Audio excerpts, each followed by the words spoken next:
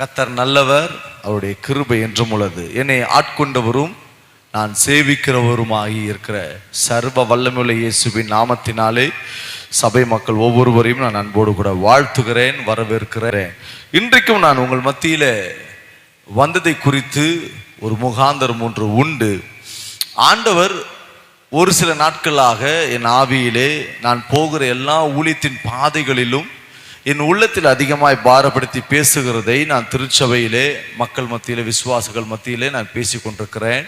அதன் அடிப்படையிலே நான் ஜெபித்து கொண்டிருந்த பொழுது ஆண்டவர் ஒரு வசனத்தின் வார்த்தையை எனக்கு நினைப்பூட்டி காண்பித்து கொடுத்து, இந்த வார்த்தையின் அடிப்படையிலே நான் என் மக்களை ஆசீர்வதிக்க விரும்புகிறேன், அவர்களிடத்திலிருந்து நல்ல காரியங்களை நான் எதிர்பார்க்கிறேன் என்று சொன்ன சில வசனங்களை நான் உங்கள் முன்பதாக வைக்க விரும்புகிறேன். வாசிக்கலாம். தியானத்திற்கு ஆதாரமாய் 2 தீமோத்தேயு அப்போஸ்தலனாகிய பவுல் தன்னுடைய மகனாகிய ஆவிக்குரிய மகனாகிய தீமோத்தேயுக்கு எழுதின நிருபம் 2ஆம் நிருபம் 1ஆம் அதிகாரத்திலே 14ஆம் வசனத்தை ஒருவர் வாசிக்கலாம். உன்னிடத்தில் ஒப்புவிக்கப்பட்ட அந்த நற்பொருளை நமக்குள்ளே வாசம் பண்ணுகிற பரிசுத்த ஆவியினாலே காத்துக்கொள். அல்லேலூயா. ஒரு ஆவிக்குரிய செய்தி.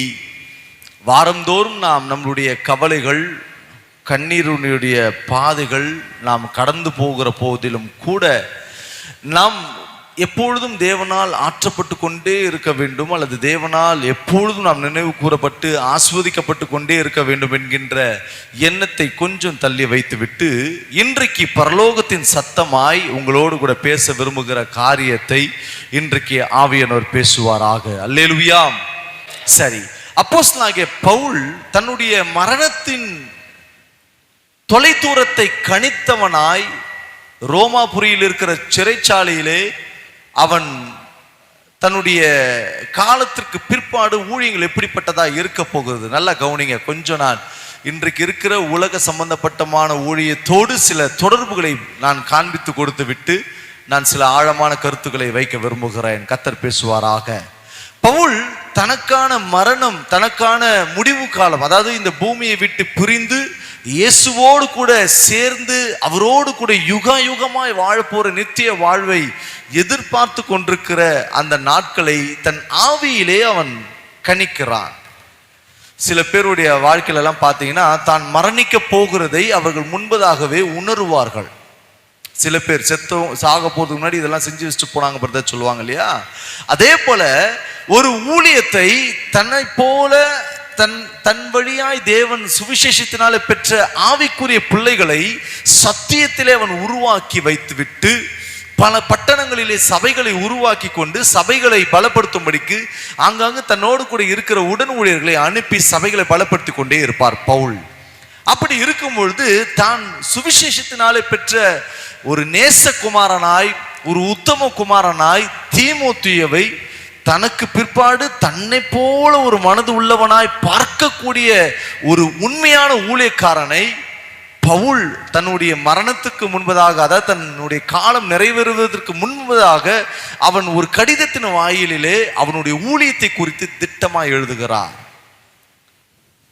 என் அன்பு மகனே, சபையினுடைய பொறுப்பை ஏற்றுக்கொண்ட தேவனுடைய மனுஷனே, சுவிசேஷகனே, தேவனுக்காக எழும்பி பிரகாசிப்பிக்கிற வல்லமை உள்ள அற்புதங்களையும் அடையாளங்களையும் செய்கிற என்னை போலவே மகிமையான ஊழியத்தை செய்கிற என் அன்பு மகனே தீமோத்தேயுவே, உனக்கு நான் எழுதுகிற கடிதம் என்று சொல்லி அவர் எழுதி வருகிற சில வார்த்தையிலே ஒரு முக்கியமான அழுத்தமான ஒரு வார்த்தையை அவர் எழுதி அவனுக்கு திடப்படுத்தும்படிக்கு ஒரு வசனத்தை சொல்லுகிறார். அதுல தான் நாம் வாசித்த இந்த வசனம் விவிதமாய் சொல்லுகிறது. என் அன்பு மகனாகிய தீமோத்தேயுவே, உன்னிடத்தில் ஒப்புவிக்கப்பட்ட அந்த நற்பொருளை நமக்குள்ளே வாசம் பண்ணுகிற பரிசுத்த ஆவியினாலே காத்துக்கொள். அழகா ஃபாதர் பானார்.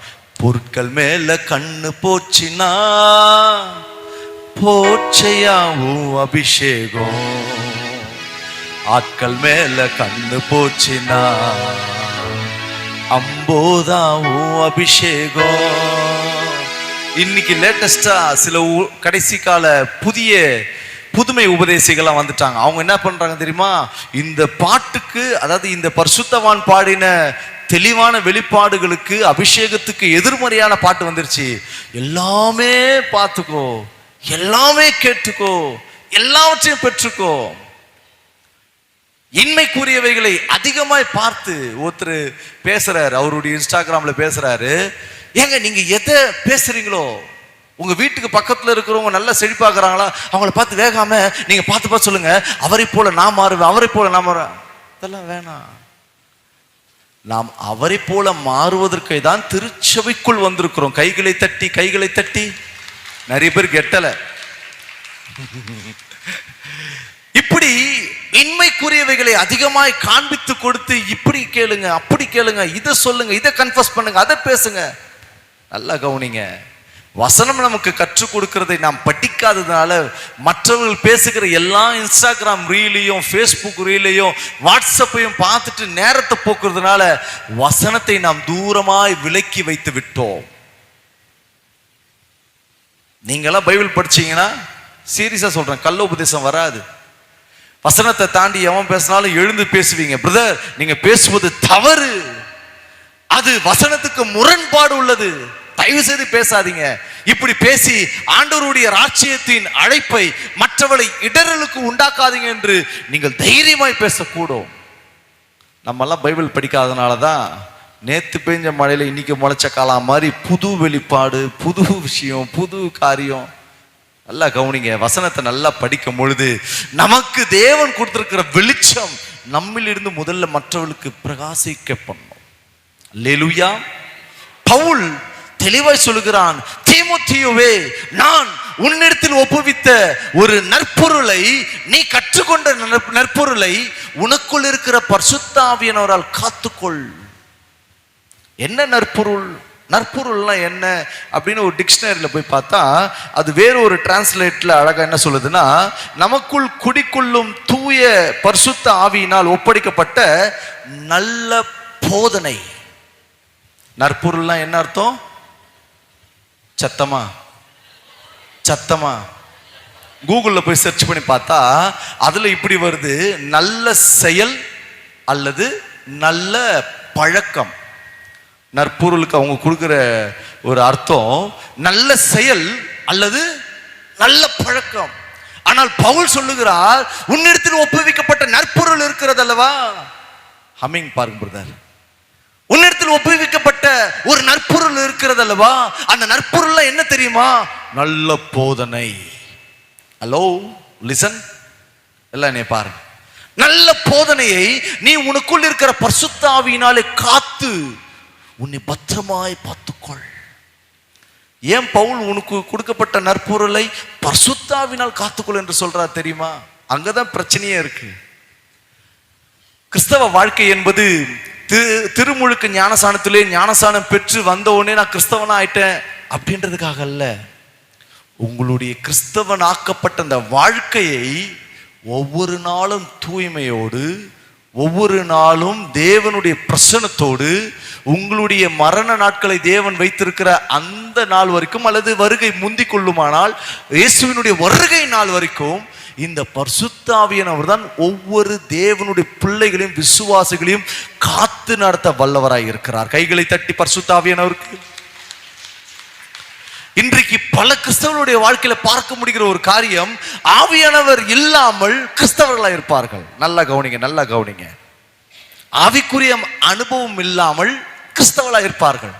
அதனாலதான் நாங்கள் போய் பல செய்திகளை பேசி கொண்டிருந்தாலும், பல சபைகளிலே நாங்கள் போய் எழுப்புதல் கூட்டங்கள் நடத்தி கொண்டிருந்தாலும், அவர்களுக்குள் இருக்கிற அந்த அபிஷேகம், அந்த தேவனுடைய வல்லமை, ஆவியானவருடைய ஆள் தத்துவத்தினுடைய உணர்வுகள் அவர்களுக்குள் வளராதபடியினால் எத்தனை சத்தியம் கேட்டாலும் அப்படியே தான் இருப்பாங்க. இந்த தேவனுடைய பரிசுத்தாவியை பெற்ற ஜனம் பரிசுத்தாவியானவரால் சகல காரியத்திலும் போதிக்கப்படுவார்கள். வாசிக்கலாம். 1 யோவான் 2ஆம் அதிகாரம். 1 யோவான் 2ஆம் அதிகாரம். அதுல 27 வாசிங்க. நீங்கள் எவரால பெற்ற அபிஷேகம்? இயேசு கிறிஸ்துவின் வழியாய் பிதாவினாலே இயேசு கிறிஸ்துவின் வழியாய் பெற்ற இந்த அபிஷேகத்தின் ஆவியானவரை நீங்கள் பெற்ற அபிஷேகம். அப்பா எல்லாம் நீ பாருங்க, அபிஷேக கூட்டங்கள்லாம் வைப்போம் எங்க ஊர்கள்ல எல்லாம். வருவாங்க, பாட்டு பாடினா அப்படியே அந்நிய பாஷை பேசி கப்பாப்பா பாப்பான்னு கத்திட்டு ஒரே ஆர்ப்பாட்டம் பண்ணிட்டு 10 பேரை இடிச்சிட்டு அவங்களுக்கு ஒரு ஆவி வந்த ஒரு நிலைப்பாடோடு அவங்க என்ன பண்ணுவாங்கன்னா திருப்தியா போவாங்க. ஆனால் போனவர்கள் வந்து எப்படி ஆர்ப்பரித்து சத்தம் போட்டு விட்டு வந்துட்டு போனாங்களோ அப்படியே தான் அவங்க இருப்பாங்க. அவளுடைய வாழ்க்கையில ஆவியனுடைய வளர்ச்சி என்பது இல்லாமல் இருக்கும். காரணம், அந்த அபிஷேகத்தை அந்த இடத்திலே அவர்கள் இறக்கி வைத்து விட்டு வந்த வண்ணமாகவே மறுபடியும் திரும்பி போய் விடுகிறார்கள். ஆனால் யோவான் எழுதுகிறார், நீங்கள் அவராலே பெற்ற அபிஷேகம் உங்களில் நிலைத்திருக்கிறது, ஒருவரும் உங்களுக்கு அந்த அபிஷேகம் சகலத்தையும் குறித்து உங்களுக்கு போதிக்கிறது. அது சத்தியம், பொய்யல்ல. அது உங்களுக்கு போதித்து கொண்டிருக்கிற சத்தியத்தின்படியே. பக்கத்தை பாசம் நிலைச்சிருக்கிறீங்களா? பக்கத்தை பார்த்தா பேசுங்களேன். நிலைச்சிருக்கிறீங்களா? இல்ல பிரதர், சில பிரச்சனைகள் என்ன நிக்க விட மாட்டுது பிரதர். நானும் எவ்வளோ பொறுமையா இருந்து கத்தருக்குள்ள இருந்து எல்லா பாடுகளையும் சகித்து வாழணும் தான் நினைக்கிறேன். ஆண்டவருடைய அபிஷேகத்தை நிறைஞ்சு எல்லாத்தையும் ஜெயிக்கணும் தான் நினைக்கிறேன். ஆனால் பிரச்சனை பெரிய அளவில் எழும்பி நிற்கும் பொழுது என்னுடைய காரியத்தில் அபிஷேகம் அதாவது அமிழ்ந்து போகிறதை, என்னை விட்டு அகன்று போகிறதை நான் பார்க்கும் பொழுது அபிஷேகத்தில், வார்த்தையில, சத்தியத்தில் நிற்க முடியாமல் போய்விடுகிறேன். பவுலுக்கு எவ்வளவு கூர்மையான அறிவு பாருங்க. தன்னுடைய மரண காலம் வரப்போகிறது தெரிஞ்சிச்சு. ரோமாபுரி சபையில சிறைச்சாலையில தான் கழுத்தை வெட்ட போறாங்க, சிறை சேதம் பண்ண போறாங்க, எல்லாம் பண்ண போறாங்க தெரிஞ்சு போச்சு. இன்னொன்னு ஒரு ஹிஸ்டரி படிச்சேன், பவுல் கூட யாருமே இல்லையா. அவர் போடப்பட்டிருந்த சிறைச்சாலையில் எப்பவுமே உடன் ஆளு இருந்துட்டே இருப்பாங்க. லூக்கா, தீத்து, எப்ரா எல்லாம் ஒரு பர்சன்லாம் இருப்பாங்க. நான் காலையில ஹிஸ்டரி படிக்கும்போது பார்த்தா அந்த ஹிஸ்டரியில் ஒரு மைல்டா ஒரு வார்த்தையை போட்டிருக்கிறாங்க, தனிமையின் உணர்விலே பவுல் பேசுறாராம். எவ்வளவு ஒரு கொடுமை பாருங்க.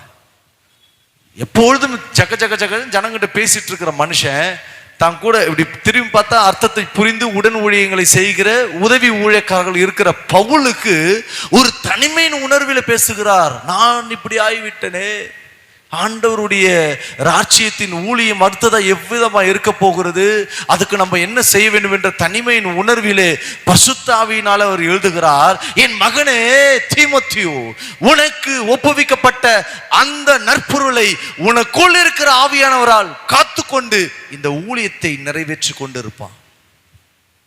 அது ஊழியக்காரனுக்கு எழுதிருந்து உங்களுக்கு என்ன சொல்றாருன்னா, நீங்கள் பெற்றுக்கொண்ட நற்பொருளை, நீங்கள் பெற்றுக்கொண்ட ரட்சிப்பை, லிசன், நீங்கள் பெற்றுக்கொண்ட ரட்சிப்பை, நீங்கள் அவராலே பெற்றிருக்கிற அபிஷேகத்தை, நீங்கள் அவராலே பெற்றிருக்கிற சத்தியத்தை, நீங்கள் அவராலே பெற்றிருக்கிற நீதியை, நீங்கள் அவராலே பெற்றிருக்கிற உத்தம குணத்தை, நீங்கள் அவராலே பெற்றிருக்கிற கனிகளை, நீங்கள் அவராலே பெற்றிருக்கிற வரங்களை ஒவ்வொரு நாளும் காத்து நடங்கள். ஏன் எனக்கு எதுவுமே ஆர்டர் கொடுக்கல, தப்பு. உங்க எல்லாரையும் ஆவியானவர் முத்திரை போட்டது நிமித்தமாய் உங்களுக்கு எல்லாமே ஆண்டவர் கொடுத்து விட்டார். கைகளை தட்டி அல்லேலூயா. ஒரு சில வசனங்களை நான் உங்களுக்கு வாசிக்கட்டும். அழகாய் பவுல் எழுதுகிறதையே நாம் பார்க்கலாம். தீத்துக்கு எழுதின நிருபம் 3ஆம் அதிகாரம் 6-7 வாசிங்க. தமது கிருபையினாலே நாம் நீதிமான்களாக்கப்பட்டோம், நித்திய ஜீவன் உண்டாகும் என்கின்ற நம்பிக்கையின்படி சுதந்திரராக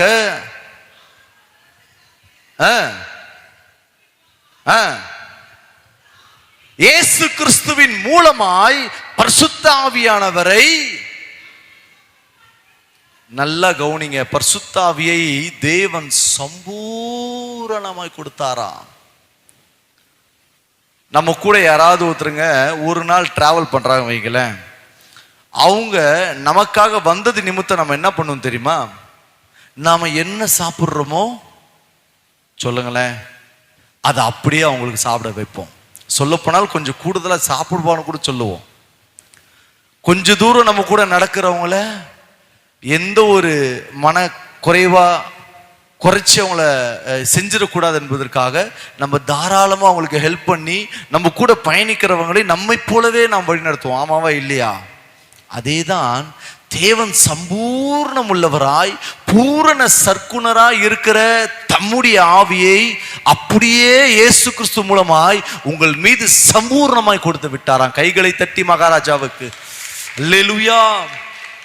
எதற்கு இதை சொல்லுகிறேன்? பரிசுத்த ஆவியானவரை தேவன் சம்பூர்ணமாய் கொடுப்பார் என்று சொன்னால் அவரை போல மாறிவிடுவதற்கு தான் நமக்கு ஆவியானவரை கொடுக்கிறார். புரியுதா நான் சொல்றது? இல்லையா? நானும் ட்ரை பண்றேன் இயேசுவை போல, இயேசு உம்மை போல மாறணுமே ஏசையா எல்லாம் சொல்றேன்னா மாற்றம் வர மாட்டுது. இன்னமும் இந்த உலகத்துல ஒரு வார்த்தை இருக்குது, தப்பா எடுத்துக்காதீங்க. காடு வாவா வந்து வீடு போன்ற மாதிரி கிறிஸ்துவ சபைக்கு வந்தா ஆண்டவரை பார்த்த உடனே அவரை போலவே நான் மாறிடணும்னு ஆசை. வெளியே போனோம் உலகம் இழுக்குது. இந்த ஆண்டவருடைய வாழ்க்கை ஆண்டவர் விரும்பவில்லை. அது மாய்மாலமான வாழ்க்கை. பவுல் சொல்லுகிற ஒரு 3 முக்கியமான வாழ்க்கை தான் நமக்கு தேவை. அதற்கு முன்பதாக இந்த பரிசுத்த ஆவியானவர் நமக்குள் இருப்பார் என்று சொன்னால் நாம் பெற்றிருக்கிற நல்ல போதகத்தை, தேவனுடைய நல்ல வரங்களை, தேவ வரங்களை, தேவனுடைய கனிகளை காத்து கொள்வதற்கு உதவி செய்கிறார். இன்னொரு இடத்துல பவுல் சொல்றார், அதையும் வாசிருங்க. 1 கொரிந்தியர் 2ஆம் அதிகாரம் 12ஆம் வசனம். 1 கொரிந்தியர் 2:12 பவுல் பரிசுத்த ஆவியானவர் குறித்து சொல்லுகிறதை இங்கு வாசிக்கலாம். நாங்களோ உலகத்தின் ஆவியை பெற்றுக்கொள்ளாமல், எவ்வளவு தெளிவாய் அழுத்தமாய் தைரியமாய் சொல்லுகிறார். நாங்களோ உலகத்தின் ஆவியை பெறாமல் தேவனால் எங்களுக்கு அருளப்பட்டவைகளை அறியும்படிக்கு தேவனிலிருந்து புறப்படுகிற கைகளை தட்டி எவ்வளவு பெரிய உன்னதமான ஆசீர்வாதம் பாருங்க. நம்ம பைபிள் படிச்சோம்னா இந்த உலகத்தை பார்க்க மாட்டோம். பைபிள் படிச்சோம்னா லோத்தின் மனைவி மாதிரி திரும்பி பார்க்க மாட்டோம். பைபிளை சரியா படிக்காதனால, தியானித்து படிக்காதனால, வசனத்தை உள்வாங்கி என்னோடு கூட ஆண்டவர் பேசுகிறார் என்கின்ற அறியாமல் படிக்கிறதுனால தான் உலகம் பல நேரங்கள் நம்மளை இழுத்து பாவத்திற்கு தள்ளுகிறது, சாபத்திற்கு தள்ளுகிறது, வியாதிக்கு தள்ளுகிறது. தேவனை விட்டு துணிகரமான பாவங்களுக்கும் துன்மார்க்க வாழ்க்கைக்கும் அல்லது துன்மார்க்கரோடு கூட சம்பாஷிக்கிற, பேசுகிற, மகிழ்கிற வாழ்க்கைக்கு நேராக தள்ளுகிறது. ஆனால் தேவனுடைய ஆவியை பெற்றிருப்போமே ஆனால் நம்மை குறித்து நாம் அறிந்து கொள்வதற்கு இந்த ஆவியானவர் வெளிப்பாட்டின் ஆவியானவராய் மாறுவார். கைகளை தட்டி அல்லேலூயா. நல்லா கவனிங்க. உங்க வாழ்க்கை எப்படிப்பட்டதாய் தேவன் வைத்திருக்கிறார் என்பதை நீங்கள் அறியும்படிக்கு உங்களுக்குள் இருக்கிற ஆவியானவர் உங்களோடு கூட பேசுவார். புரியுதா நான் சொல்றது? எத்தனை பேருக்கு விளங்குது நான் சொல்றது? இதற்கு ஒன்றும் தீர்க்கதரிசிகள் வந்து உங்க தலையில கையை வச்சு உங்களுக்கு தீர்க்க தரிசனம் உரைக்கணும்னு அவசியம் இல்லை.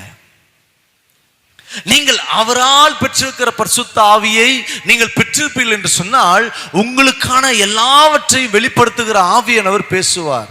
ஐயா பண்ணார் இல்லையா, என் பேச்சில, என் மூச்சில, என் சொல்லுல, என் செயலில கலந்திருக்கீங்க.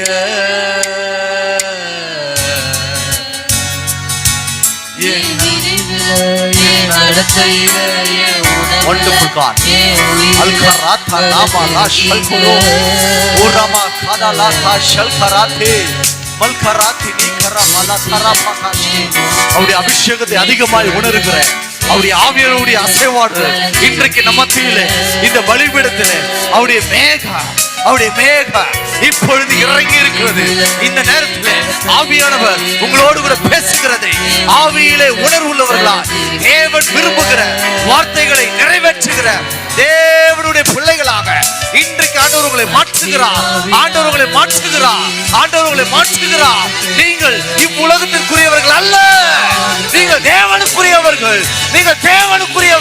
நீங்கள் இயேசுவுக்குரியவர்கள்.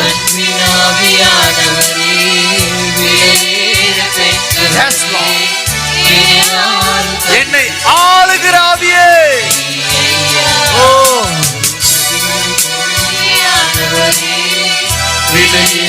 பெற்றவரே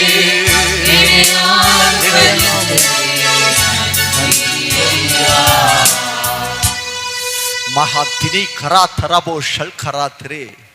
தேவனுடைய ஆவியானவர் நம் உள்ளத்திலேயே அசைவாடி கொண்டே இருக்க விரும்புகிறார். என் அன்பு விசுவாசியே, தேவனுடைய சகோதரனே, சகோதரியே, உங்களுக்குள் ஆவியானுடைய இடைப்படுதல் அதிகமா இருக்க வேண்டும் என்று உன்னதத்தில் இருக்கிற தேவனுடைய பரிபூர்ண சித்தமாய் இருக்கிறது என்பதுதான் உண்மை. இன்னைக்கு நாம் ஆண்டவரை பிரியப்படுத்த மனமில்லாமல் சுய மாம்சத்தினுடைய வெளிப்பாடுகளிலே, சொல்ல போனால் பவுல் சொன்னார் இல்லையா, உலகத்தின் ஆவியினால் நாம் நடத்தப்படுகிறோம். உலகத்தின் ஆவி என்பது இப்பிரபஞ்சத்தின் லோகாதிபதி ஆனவனை குறித்து வேதம் சொல்லுகிற ஒரு காரியம். அவன் என்ன பண்ணுவான் தெரியுமா? ஆவிக்குரியவர்களை போல ஒரு சில ஆவிக்குரிய ஆலோசனைகளை போல, நல்ல ஆலோசனை சொல்லுவதை போல உலகத்திற்குரிய ஆலோசனை சொல்லி உங்களை உலகத்துக்குள்ளேயே சிந்திக்க வைத்து விடுவான். நான் தான் அதிகமா செய்து சொல்லுவேன், நீங்க உலகத்திற்குரியவர்கள் அல்ல. ரட்சிக்கப்படுறதுக்கு முன்னாடி நீங்க இந்த உலகத்துக்காக வாழ்கிறவளாய் கூட நீங்கள் இருக்கட்டும். ரட்சிக்கப்பட்ட விடனே நீங்கள் மாற வேண்டியது ஒன்னே ஒண்ணுதான், அவரை போல அவர் இருக்கிற வண்ணமாய், அவர் எப்படி இருக்கிறாரோ அவ்வண்ணமாய் மாறும்படிக்கு நம்மை ஒவ்வொரு நாளும் பழக்க வைக்க வேண்டும். வாலிபர்களுக்கு சொல்லுகிறேன், வாலிப பிரயாயத்திலே உன்னுடைய சிருஷ்டிகரை நினை என்று பிரசங்கி சொல்லுகிறான். வாலிபர்கள் தேவனுடைய ஆவியிலே நடத்தப்படுகிற அந்த அனுபவத்திற்கு அநேகர் விட்டு கொடுக்க முடியாமல் சில நேரங்களிலே உலகத்தினால் உண்டாகிற ஆசைகளுக்கும் இச்சைகளுக்கும் உடன்பட்டு மாட்டிக்கொள்ளுகிறார்கள். அடுத்த ஜெனரேஷன் எப்படி இருக்க போகுது அப்படின்ற பயம் அதிகமாவே இருக்கு. ஜெப நேரங்கள்ல பல நேரங்களிலே இது போல மூத்த ஊழியருக்கு பின்னாடி அடுத்த ஜெனரேஷன் எப்படி எழும்பி தேவனுக்காக சுவிசேஷத்தை கொண்டு போய் இந்தியா முழுவதும் இயேசுவுக்கு சொந்தமாய் மாற்றும்படிக்கு தங்களுடைய வாழ்க்கையை இயேசுவுக்கு ஒப்பு கொடுக்க போகிறவர்கள் எத்தனை பேர் என்கின்ற பயம் அதிகமாய் நாளுக்கு நாள் கவலைகள் பெருகி கொண்டிருக்கிறது. நல்லா கவனிங்க வாலிப பிள்ளைய, நீங்கள் உங்களுக்குள் கொடுக்கப்பட்டிருக்கிற நல்ல போதகத்தை, நல்ல ரட்சிப்பை, தேவனுடைய வரத்தை, தேவனுடைய அபிஷேகத்தை, தேவனுடைய கனிகளை, சொல்லப்போனால் தேவனுடைய அன்பை இழந்து போயிடாதீங்க. உலகம் காட்டுகிற கவர்ச்சியை பார்த்து நம்பிடாதீங்க. பிளீஸ் நல்லா புரிஞ்சுங்க. 1 யோவான் 2:15 உலகத்திலும், வாலிப பிள்ளையே விசுவாசியை கவனித்துக் கொள்ளுங்கள், உலகத்தில் உள்ளவைகளிலும் அன்பு கூறாதிருங்கள். அவனிடத்தில் பிதாவின், கிறிஸ்துவின், பரிசுத்த ஆவியினுடைய அன்பு அறவே இல்லை. அதுக்கு பிற்பாடு உலகத்தின் அன்பை குறித்து வேதம் சொல்லுகிறது, ஏனெனில் மாம்சத்தின் இச்சையும் கண்களின் இச்சையும் ஜீவனத்தின் பெருமையுமாகிய உலகத்தில் காட்டப்படுகிற அன்பெல்லாம் பிதாவின் அன்பு இல்லவே இல்லை. அல்லேலூயா. இன்னைக்கு வாலிப பிள்ளைங்க ஒரு கூட்டம் உலகத்துல அதிகமா சம்பாதிக்கணும்னு ஓடுறீங்க. ரொம்ப சந்தோஷங்க, போங்க, தப்பு இல்லை. எனக்கு தெரிந்த ஒரு சகோதரி கூட அப்படிதான் உலகத்துல சம்பாதிப்பதற்காக போய் கிறிஸ்துக்குள் வாழ்கிறார்கள். நீங்க வாழ்றீங்க தான், இல்லைன்னு சொல்லல. ஆகிலும் உலகத்தில் அன்பு கூறுகிற சூழ்நிலையிலே தள்ளப்படும் பொழுது நீங்கள் ஒன்று புரிந்து கொள்ள வேண்டும், இது கிறிஸ்துவின் அன்பு இல்லை. என் கண்களினால் நான் பார்க்கிறது கிறிஸ்துவின் அன்பு இல்லை. நான் மாம்சத்திலே பெற்றுக்கொண்டு வாழ வேண்டும், சுகபோகி ஜீவியாய் வாழ வேண்டும் என்பதுதான், ஆடம்பரம் தான் கிறிஸ்துவினுடைய சித்தம் என்கின்ற ஆழமான அந்த ஒரு சிந்தையை நம்புகிறது உலகத்தினுடைய அன்பு. ஒண்ணுமே இல்லாதவனை பார்த்தா கூட கிறிஸ்துவுல பலமா இருப்பாங்க. அன்னைக்கெல்லாம் பாட்டு எப்படி பண்ணாங்க தெரியுமா? என்ன எனக்கு இல்லாம போனாலும் உங்க கிருபை எனக்கு போதுமையா, அண்ணன் தண்ணி ஆகாரம் இல்லாம போனாலும் உங்க கிருபை எனக்கு போதுமையா, எங்க இயேசு ராஜா கிருபை எனக்கு போதுமை. உயர்வே ஆனாலும் தாழ்வே ஆனாலும் இல்லையே. மரணமே ஆனாலும் ஜீவனே ஆனாலும், மரணமே ஆனாலும் ஜீவனே ஆனாலும், அன்பு இன்றி எவரும் இல்லையே, துணை இன்றி யாரும் இல்லையே. அன்னைக்கு பாடினாங்க பாட்டு. அப்படிலாம் தேவனுடைய அன்பை உலகத்தை வெறுக்கும்படிக்கு பரலோகத்தின் மீது பசி தாகமுள்ளவளாய் மாறிக்கொண்டே இருந்த பிரசங்கங்கள் அன்றைக்கு இருந்தது. சொல்றது சில பேருக்கு குத்தம், பட் இருந்தாலும் நன்மைக்கு எதுவான வசனங்கள் தான். அல்லேலூயா. நாங்களாம் அப்படிதான் சின்ன வயசுலேருந்து இந்த பிள்ளைங்க மாதிரி இருந்து சத்தியத்தை கேட்டதுனால இன்றைக்கும் எங்களை ஒரு நாளும் கள்ள உபதேசங்கள் தொட முடியாதபடிக்கு கர்த்தர்களை பாதுகாத்து வைத்திருக்கிறார். அல்லேலூயா. தேவனுடைய ஆவியை நாம் பெற்றிருப்போமே ஆனால் நம்மை குறித்து வெளிப்பாடுகள் கிடைக்கும். அந்த வெளிப்பாட்டின் அடிப்படையிலே பரிசுத்த ஆவியினாலே உனக்கு கொடுக்கப்பட்ட 3 நற்பொருளை காத்துக்கொள் மகனே என்று பவுல் சொல்லுகிற 3 காரியத்தை பார்த்து வேகமாய் முடிக்கலாம். முதல் காரியம் 2 தீமோத்தேயு 1ஆம் அதிகாரம். 2 தீமோத்தேயு 1ஆம் அதிகாரம். ஓகே, 4ஆம் வசனம் வாசிங்க. உன்னில் உள்ள மாயமற்ற விசுவாசத்தை நான் நினைவு கூறுகிறதினால் என் முன்னோர்கள் முதற்கொண்டு சுத்த மன சாட்சியோடு ஆராதித்து வரும் தேவனை நான் ஸ்தோத்தரிக்கிறேன். அல்லேலூயா. தீமோத்தேயுவை பார்த்து பவுல் சொல்லுகிறார், தீமோத்தேயுவே, கர்த்தராகிய இயேசு கிறிஸ்துவை அறிவதற்கு முன்னாடி இந்த உலகத்தினுடைய மனிதனாய் இருந்தவனே, நீ ரட்சிக்கப்பட்டு என்னோடு கூட பயணிக்க ஆரம்பித்த நாளிலிருந்து இயேசு கிறிஸ்துவை குறித்து நான் உனக்கு போதித்த அந்த போதனையில் ஒன்று அவர் மீது வைக்க வேண்டிய விசுவாசம். தெளிவாய் சொல்லுகிறார், தீமோத்தேயு, உனக்கு இருக்கிற விசுவாசத்தை ஆரோக்கியமான உபதேசத்தினாலே, நல்ல போதகத்தினாலே, நல்ல செயல்களினாலே நாங்கள் காண்பித்து கொடுத்த அந்த விசுவாசத்தை, அதிலும் தெளிவா சொல்றார். விசுவாசத்துல 2 விசுவாசம் இருக்குது. ஒன்னு அவிவிசுவாசம், ஒன்னு விசுவாசம். 3வது பவுல் எழுதுறாரு, மாயமுள்ள விசுவாசம் இருக்குது, மாயமற்ற விசுவாசம் இருக்கு. தீமோத்தேயு இடத்துல பவுல் பார்த்த அதிசயமான ஒரு விசுவாசம், அது மாயமற்ற விசுவாசம். மாயமற்ற விசுவாசம்னா ஊழியக்காரர்களுக்கு முன்னாடி, சபைக்கு முன்னாடி, கிறிஸ்தவ பிள்ளைகளுக்கு முன்னாடி, ஏன் கர்த்தருக்கு முன்னாடி கூட சில நேரங்களில் விசுவாசத்தோடு இருக்கிற விசுவாச வீரர்கள், வீராங்கனைகளை போல நாம் காண்பிப்போம். ஆனால் சற்று கொஞ்சம் அப்படி ஏதாவது பிரச்சனையும் கொஞ்சம் தள்ளி போய் இருந்து வாழ்வாள் என்று சொன்னால் விசுவாசத்தில் ஒரு சோர்வு இருக்கும். ஆண்டவர் வணங்கி, ஆமாம் ரொம்ப கஷ்டம் தான் போடுறோம்ல, ஆண்டவர் இன்னும் நம்மளுக்கு எதுவும் செய்யலை. விசுவாசத்தை குறைத்து குறைத்து குறைத்து இந்த மாயமுள்ள விசுவாசத்தை தனிப்பட்ட விதத்திலே அல்லது மற்றவர்கள் இயேசுவை அறியாதவர்கள் ஏதாகிலும் தூஷிக்கும் பொழுதோ பேசும் பொழுதோ நாமும் அதை ஆமோதித்து, ஆமா ஆண்டவர்கிட்ட போய் நம்ம கஷ்டம் தான் போடுறோம்ல, ஆண்டவர்கிட்ட போய் ஆண்டவர் இன்னும் சந்திக்கல, ஆண்டவர்கிட்ட போய் ஆண்டவர் பதில் தரல, ஆண்டவர்கிட்ட போய் இன்னும் ஆசீர்வாதத்தை பெற்றுக்கொள்ளல என்று சொல்லி அப்படியே விசுவாசத்தை குறைத்து விடுகிறது தான் மாயமுள்ள விசுவாசம். ஆனால் பவுல் சொல்லுகிறார், உன்னிடத்திலே மற்றவளை போல மாயமுள்ள விசுவாசத்தை நான் பார்க்கல, மாயமற்ற விசுவாசத்தை பார்க்கிறேன். இந்த தூரத்தில் டிராவல் பண்ணி போகும்போதெல்லாம் பார்த்தீங்கன்னா, தூரத்தில் பார்த்தீங்கன்னா ஒரு மாதிரி தழலாக தெரியும், ஒரு மாதிரி காணல் நீர் தெரியும். போக போக போக பார்த்தீங்கன்னா அது ஒன்றுமே இருக்காது. அது வெப்பத்தினுடைய இந்த பூமியிலிருந்து எழும்புகிற ஒரு கண்ணுக்கு ஒரு தூரத்தில் பார்க்கும்போது ஒரு காணல் நீராய் அது தெரியும். அது போலதான் பல பேருடைய விசுவாசமும் ஒரு காணல் நீரை போல இருந்து கொண்டிருக்கிறது.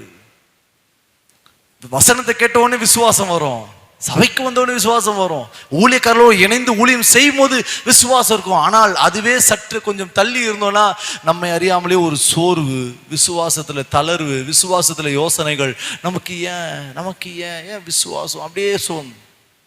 நல்லா கவனிங்க, பவுலோடு கூட இருந்த தீமோத்தேயு பவுலோடு கூட விசுவாசத்துல எப்படி இருந்தாரோ அப்படியே அவன் தூர தேசத்தில் இருந்து பட்டணத்தில் இருந்து ஊழியத்தை நிறைவேற்றும் பொழுதும் விசுவாசம் உள்ளவனாய் இருக்கிறான்.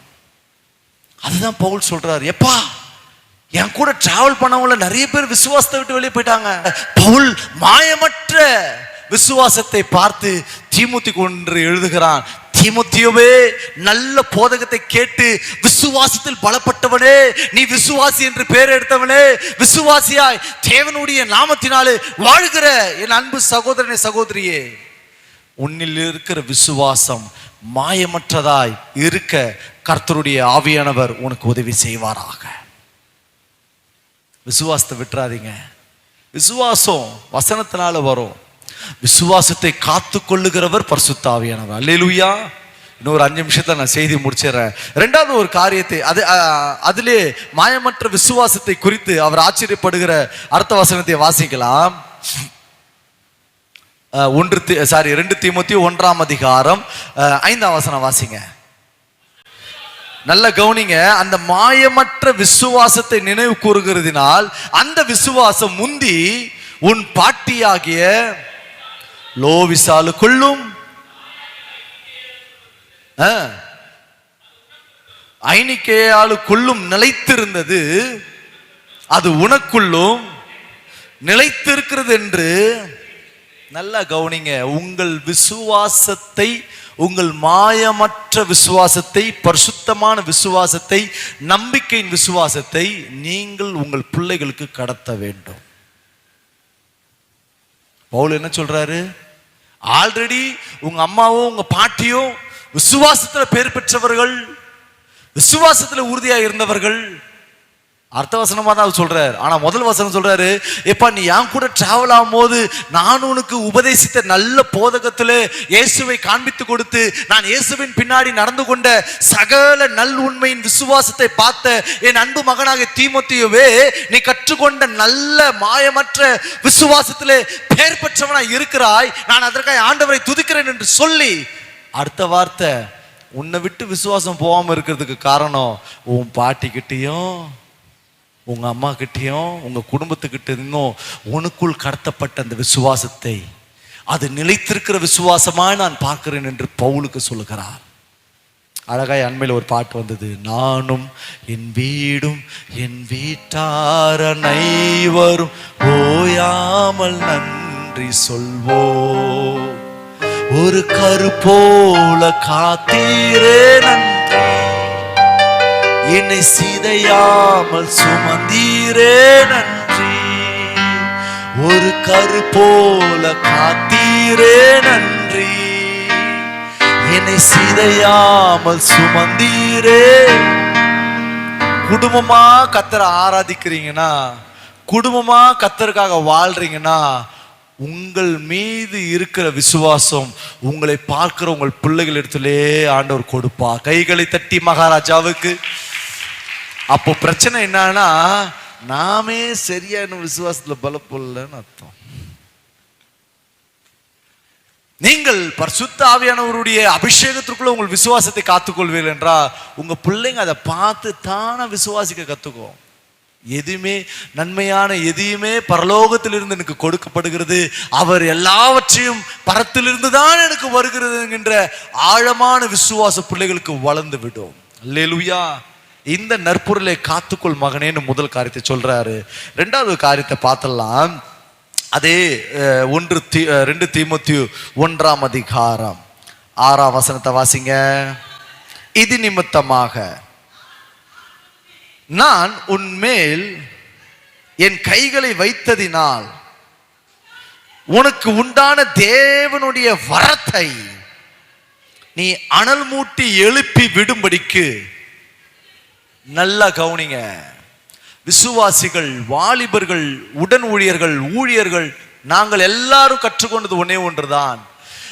என்றைக்கு நான் பரிசுத்த ஆவியை பெற்றுக்கொண்டேனோ அந்த பரிசுத்த ஆவியானவரால் எனக்கு கொடுக்கப்பட்ட வரங்கள், அபிஷேகம், அக்கினி எவ்வளவாய் தேவன் எனக்கு கொடுத்தாரோ அதை நான் ஒவ்வொரு நாளும் என்னை விட்டு விலகி போகாதபடிக்கு அல்லது நான் அதை இழந்து விடாதபடிக்கு அதை காத்துக்கொள்ள, என்னை பத்திரமாய் காத்துக்கொள்ள நான் ஜாக்கிரதையா இருக்க வேண்டும்.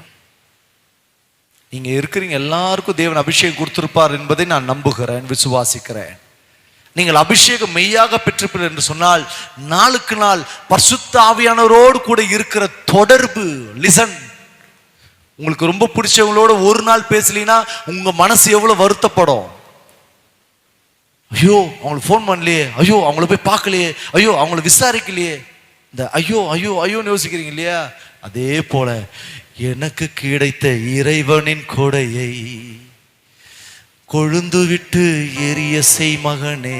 தந்தை பாடினார், அந்த அபிஷேகத்தை, நான் பெற்றிருக்கிற அபிஷேகத்தை, ரம் கல் அத்தர் கல் கராத்தரே, தேவனுடைய அபிஷேகத்தை அனல் மூட்டும்படிக்கு நினைப்பூட்டுகிறார் தேவ மனிதன்.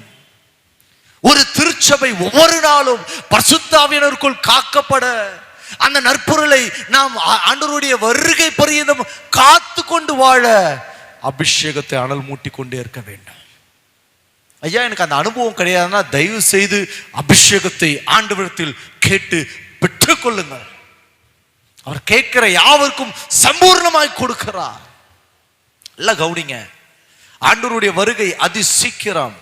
நேற்று தினத்திலே முந்தைய நாளில் அகமதாபாத்தில் ஒரே ஒரு 5 நிமிஷம் கிளம்புன ஒரு ஃப்ளைட்டு 5 நிமிஷத்தில் பிளாஸ்ட் ஆயிடுச்சு. இவ்வளோ வேதனை. அதில் நம்ம வீட்டில் யாராவது ஒருத்தர் இருந்தாங்களா? இல்லை நாமவே அது இருந்திருப்போமானா? கர்த்தர் நல்லவராக இருந்து காத்தார் அல்லவா?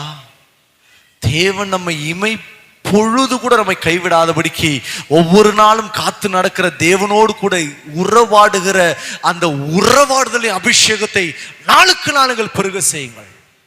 தீமோத்தேயுவை பார்த்து சொல்றார், தீமோத்தேயுவே உனக்கு கொடுக்கப்பட்டிருக்கிற அந்த நற்பொருளை நீ பரிசுத்த ஆவியினாலே காத்துக்கொள். ஒரு நாளும் அபிஷேகம் இல்லாம நாட்களை கடத்தாதீர்கள். அது பெரிய பிசினஸா இருக்கட்டும், பெரிய வேலையா இருக்கட்டும், பெரிய மதிப்புமிக்க மனிதர்களாய் கூட இருக்கட்டும், எந்த காலத்திலும் எந்த நேரத்திலும் இயேசுவுக்காக யாரை வேணாலும் எழுங்கள். ஆனால் யாருக்காகவும் உங்கள் மீது கொடுக்கப்பட்டிருக்கிற அழைப்பை, அபிஷேகத்தை, நற்பொருளை ஒரு நாளும் இழந்து விடாதீர்கள். இன்றைக்கு கிறிஸ்தவ சமுதாயத்தில் பார்க்கிற ஒரு கொடுமையான ஒரு காரியம்தான் இது. மனிதர்களை பிரியப்படுத்தி வாழுகிறது. அவங்க கோச்சிப்பாங்க, அவங்க ஏதோ ஒன்று தப்பா எடுத்துப்பாங்க, நம்மளை தப்பா புரிஞ்சுப்பாங்க. தப்பா இல்லை, அதெல்லாம் யோசிக்காதீங்க. உங்களை அபிஷேகம் பண்ணுகிற இடம் திருச்சபை. நான் அழுத்தமாய் ஆணித்தரமாய் பேசுகிறேன். உங்கள் திருச்சபையின் வழியாய்தான் ஆண்டவர் தம்முடைய பலமான அபிஷேகத்தை ஊற்றுகிறார். உங்களுக்கு கொடுக்கப்பட்ட தேவ வரத்தை இங்குதான் அனல் முட்டுகிறார். பாடல் வேளையிலே, ஆராதனை வேளையிலே, செய்தி வேளையிலே, செப நேரங்களிலே அல்லது அபிஷேக கூட்டங்களிலே உங்களுக்கு கொடுக்கப்பட்டிருக்கிற அபிஷேகத்தை இங்கு திருச்சபையில் இருந்துதான் தேவன் அனல் மூட்டி எழுப்பி விடுகிறார். நீங்க வாழ்க்கையில சக்சஸ்ஃபுல்லா இருக்கணும்னா ஒவ்வொரு நாளும் பரிசுத்த ஆவியானவருடைய அபிஷேகத்திலே நீங்கள் களி கூர்ந்து அபிஷேகத்தை நிறைந்து வாழ வேண்டும். இன்னொரு ஒரு ரகசியத்தை சொல்றேன். அபிஷேகம் உங்க வாழ்க்கையில குறையுது, இல்ல அபிஷேகத்தை இல்லாத வாழ்க்கையில நீங்க இருக்கிறீங்க, அபிஷேகத்தை மிஸ் பண்றீங்க அப்படின்னா உங்க வாழ்க்கையில் நடக்கிற ஒரு விஷயம் என்ன தெரியுமா? அர்த்தவசனம் வாசிங்க. தேவன் நமக்கு பயமுள்ள ஆவியை கொடாமல் பலமும் அன்பும் தெளிந்த புத்தியும் உள்ள, ஹலோ, உங்கள் மீது வைக்கப்பட்ட தேவனுடைய அளவில்லாத அபிஷேகத்தினுடைய தேவ வரம், தேவனுடைய அக்கினி, தேவனுடைய அபிஷேகம் உங்க மேல இருக்குன்னா நீங்க பயப்பட மாட்டீங்க. பல கிறிஸ்தவ சமுதாயம் என்கிட்ட ஜோமன வரும்பொழுது பல பேர் சொல்லுவாங்க, பிரதர் ஒரே பயமா இருக்கு பிரதர், கனவுகளில பயமுறுத்துகிற ஆவிகள் வருகிறது, இருதயம் படப்படக்கிறது, இருதயம் எதையும் யோசிக்கிறது, எங்கேயாவது போயிட்டு வந்தனா ஏதோ நடந்துருமா, வண்டி ஓட்டும் போது ஏதாவது ஆயிடுமா என்கின்ற எல்லா மரண கண்ணிகளும் பயங்களும் என்னை அதிகமே ஆழ்த்துகிறது பிரதர் என்று சொல்லுவார்கள். ஒன்னே ஒண்ணுதான், அபிஷேகம் லூசா இருக்குதுன்னு அர்த்தம். புரியுதா நான் சொல்றது? ஆமென் சொல்லுங்களேன். அபிஷேகம் குறையா இருந்தா பயம் வரும். அதனால பவுல் தெளிவாக எழுதுற, நான் உன் மீது வைத்து ஜெபித்த பொழுது தேவ வரத்தை உன் மீது வைத்த பொழுது உன் மீது உண்டான தேவனுடைய வரத்தை அனல் மூட்டி அதை எழுப்பி விடு. நல்லா கவனிங்க. எரியிற அந்த நெருப்புல கட்டைகளை போட்டுக்கொண்டே இருக்கிறதான் ரொம்ப நேரம் எரியும்.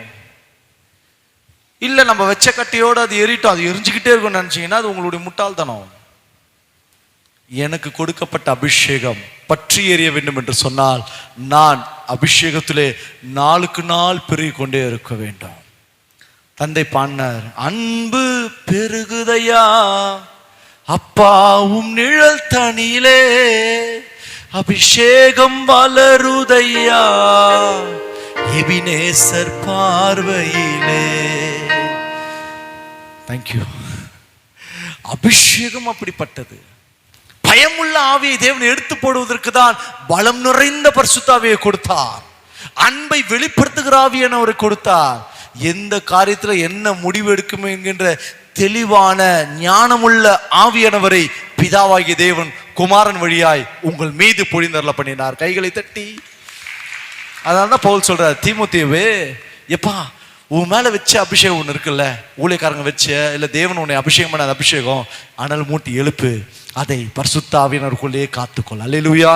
கடைசியா ஒரு காரியத்தை சொல்லிட்டு நான் வேகமா முடிச்சிடறேன். அதே ரெண்டு தீமோத்தேயு, ஓகே, நான் சொல்ற வசனத்தை வாசிங்க. 3ஆம் அதிகாரம் 14ஆம் வசனம்.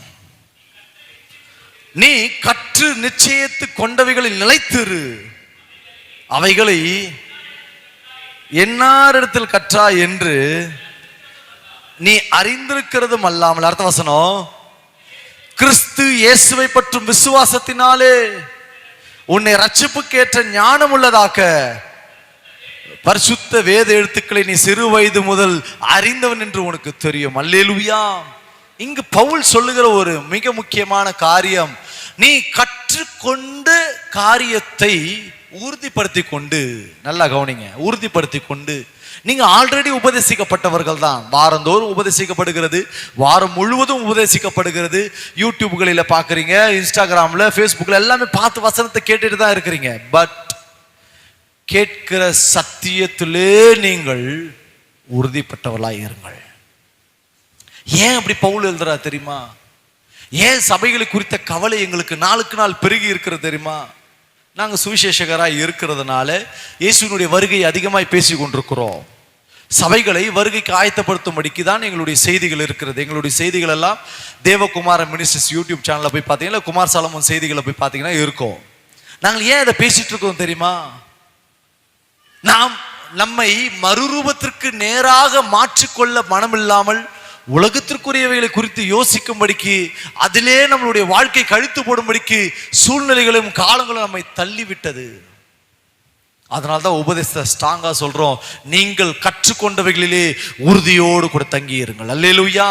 எதற்கு அதை பவுல் சொன்னார் என்று சொன்னால், அதே 3ஆம் அதிகாரத்தில் முதல் வசனம், மேலும் கடைசி நாட்களில் கொடிய காலங்கள் வரும் என்று சத்தமா அறிஞ்சிருக்கிறீங்களா? உண்மையா சொல்றேன், ஒரு வேத பண்டிதர் சொன்னார், இந்த வார்த்தை சொன்னார், ரொம்ப ஷாக்கா இருந்தது. கிட்டத்தட்ட ஆண்டவர் பரலோகம் பரமேறி 2025 ஆண்டுகள் ஆயிடுச்சு. சரித்திர ரீதியா சொல்றேன், 2025 ஆண்டுகளா இருக்கிறன்னா இதுவரையில ஒரு நாள் கூட இயேசுவினுடைய வருகை நிகழவில்லை. அதான் சபை நடந்துட்டு இருக்குது. பரிசுத்தாவிலே நாம் இருந்து வாழ்ந்துட்டு இருக்கிறோம். என்றைக்கு இயேசு வருவாரோ அன்றைக்கு நம்ம எல்லாரையும் பரிசுத்தாவியினாலே காத்து, பரிசுத்தாவின் நடந்து கொண்டிருக்கிற அல்லது வழிநடத்தி கொண்டிருக்கிற இந்த ஆவியானவர் நம்மோடு சேர்ந்து பரலோகத்துக்கு போயிடுவார். அப்புறம் கீழே பரிசுத்தாவியெல்லாம் இருக்காது, கிருபையின் காலம் முடிஞ்சிடும். இந்த பரிசுத்த ஆவியனுடைய காலங்கள் இருக்கிற நாள் வரைக்கும் நமக்கு அந்த வேத பண்டிதர் சொல்றாரு, இந்த ஆவியனு இருக்கிற இந்த கடைசி நாட்களிலே அநேகமாய் நான் தான் இயேசுவினுடைய வருகை எதிர்நோக்கி இருக்கிற சந்ததியாய், கடைசி சந்ததியாய் இருக்கக்கூடும் என்று யூகித்து கொண்டிருக்கிறார். நாம தான் கடைசியா ஆண்டவருடைய வருகையை பார்க்க போற கடைசி சந்ததி மாதிரி தெரியுது. ஏன்னா வெளிப்படுத்தின விசேஷத்தில் சொல்லப்பட்ட சில சம்பவங்கள் எல்லாம் கிட்டத்தட்ட நிறைவேறி வருகிற காலத்துக்குது. இன்னும் ஒரு சில விஷயங்கள்லாம் நடக்க வேண்டியது இருக்குது. அது நடந்துச்சுன்னா நாம தான் கடைசி வருகையில் எடுத்துக்கொள்ளப்பட போகிற கடைசி சந்ததி அப்படின்னு சொல்லிட்டு இருக்கிறார். காரணம், இது கொடிய காலம் என்று நாம் அறிந்திருக்கிறோம். அர்த்த வசனம், இந்த கொடிய காலத்துல மனுஷர்கள் கிறிஸ்துவுக்குள் இருக்கிறவர்களே எப்படி இருப்பார்கள் என்று பாருங்கள். எப்படி எனில், மனுஷர்கள் தற்பிரியராயும் பணப்பிரியராயும் வீம்புக்காரராயும் அகந்தை உள்ளவர்களாயும் தூஷிக்கிறவர்களாயும் தாய் தகப்பன்மாருக்கு கீழ்ப்படியாதவர்களாயும் நன்றி அறிதல் இல்லாதவர்களும் பரிசுத்தமே இல்லாதவர்களுமாய். ஹலோ, கொடிய காலத்துல எவ்வளவு பிரச்சனை இருக்குது பாருங்க. இவ்வளோ பிரச்சனைக்கு நடுவில் நீங்களும் நானும் கிறிஸ்துவை முழு மனதோடு விசுவாசித்துக் கொண்டிருக்கிறோம். ஆமேன் சொல்லுங்களேன், ஆமேன் சொல்லுங்களேன். அல்லேலூயா. இதற்கு நடுவில் நாம் அபிஷேகத்தை காத்துக்கிட்டு வாழ்ந்துட்டு இருக்கிறோம். நம்மளாம் சீக்கிரமா பரலோகத்துக்கு எடுக்கப்பட்டு போறோன்றது 100% உண்மை. அல்லேலூயா. பரிசுத்தம் இல்லாதவர்களை இந்த கடைசி காலத்தை பார்க்க போறடா தீமோத்தேயு சொல்லிட்டு அடுத்த வசனத்தை சொல்றாரு, சுவாப அன்பில்லாதவர்களாயும் இணங்காதவர்களாயும் அவதூறு செய்கிறவர்களாயும் இச்சை அடக்கம் இல்லாதவர்களாயும் கொடுமை உள்ளவர்களாயும் நல்லோரை பகைக்கிறவர்களாயும் துரோகிகளாயும் துணிகரம் உள்ளவர்களாயும் இருமாப்பு உள்ளவர்களாயும் தேவ பிரியராய் இராமல் சுக போக கடைசி கால உபதேசிகளா இருக்கிறாங்க. இன்றைக்கு இருக்கிற கடைசி கால உபதேசிகள் இப்படிதான் பேசுறாங்க. எல்லாமே நமக்கு. நான் மறுபடியும் சொல்றேன், ஆசீர்வாதத்துக்கு நான் எதிரானவனே கிடையாது, ஆசீர்வாதத்தை விரும்பாதவனும் கிடையாது. ஆண்டவர் எவ்வளவு அவர் கொடுத்தாருன்னா வாங்கிப்பேன். நானா கத்தர்கிட்ட எதையும் இது கொடுங்க, எனக்கு வேணும், நீங்க தரணும். ஒரு விசுவாசி சாட்சி சொல்லிச்சு எங்க சர்ச்சில், நான் டீச்சர்ஸ் எக்ஸாம் போயிருந்தேன், எல்லாரும் பயங்கரமா படிச்சு என்னவோ பண்ணியிருந்தாங்க, எனக்கு ஒரே பயம் வந்துருச்சு.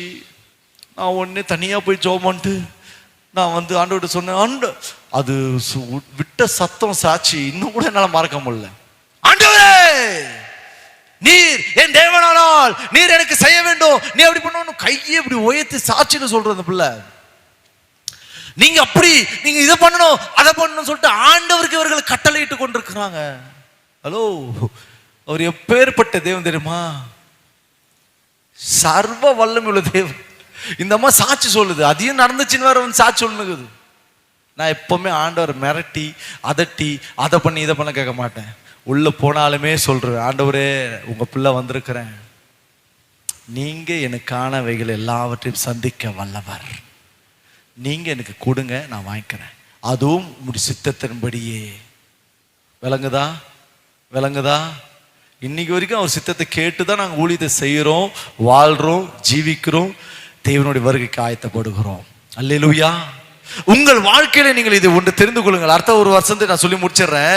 அநேக தேவ பக்தியின் வேஷத்தை தரித்து கொண்டு அதன் பலனை மறுதரிக்கிறவர்களாயும் இருப்பார்கள்.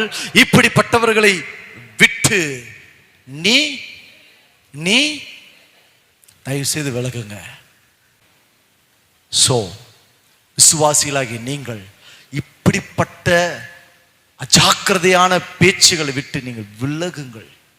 உங்க சபையில கொடுக்கிற சத்தியத்தை மனசார கேளுங்க.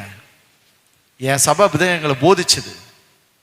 என் மெய்ப்பனை தவிர வேற ஒருத்தருக்கும் என் தலையை நான் கொடுத்தது கிடையாது.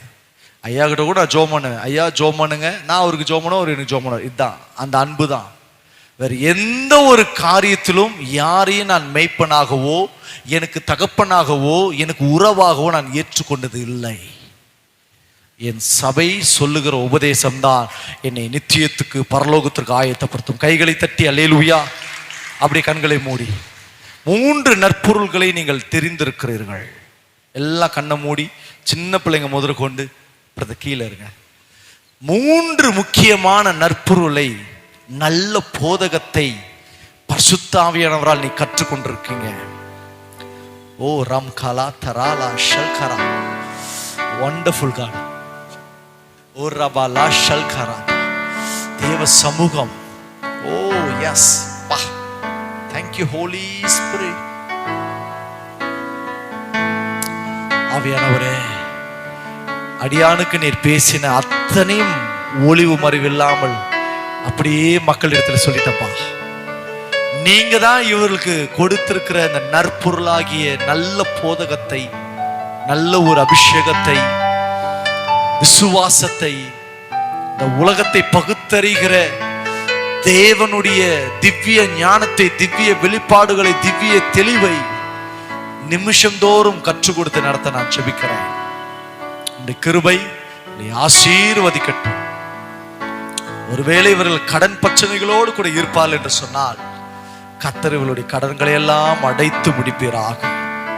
அதற்கான ஒத்தாசையை சங்கீதக்காரன் சொல்லுகிறான் அல்லவா, வானத்தையும் பூமியும் உண்டாக்கின கர்த்தரிடத்திலிருந்து எனக்கு ஒத்தாசை வரும். அந்த ஒத்தாசையை இவர்களுக்கு நேராக நான் திருப்புகிறேன். இவர்கள் ஆசீர்வதிக்கப்படட்டும். வியாதியோடு, வருத்தத்தோடு, கஷ்டத்தோடு, வேதனையோடு, வலிகளோடு, கண்ணீரோடு இருக்கிற ஒவ்வொரு ஆத்துமாவையும் தேவன் தொட்டு சுத்தமாக்குவீராக. வியாதிகள் இயேசுவின் நாமத்தில் மறைவதாக. வியாதியே, நோயே, இயேசுவின் நாமத்தினால உங்களுடைய ஆட்டி படைத்துக் கொண்டிருக்கிற எல்லா சாபக்கிரியைகளை உங்களை விட்டு அகன்று போவதாக.